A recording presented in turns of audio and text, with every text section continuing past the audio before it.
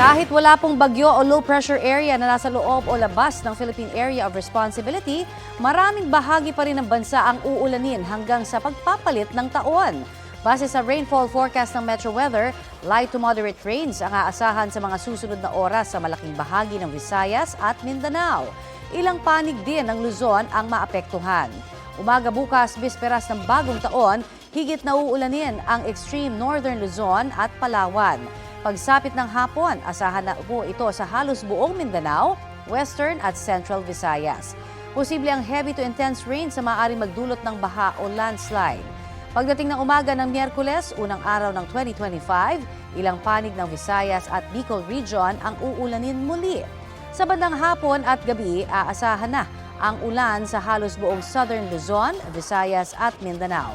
Ayon sa Pag-asa, shear line ang nagpapaulan ngayon sa ilang panig ng Central at Southern Luzon.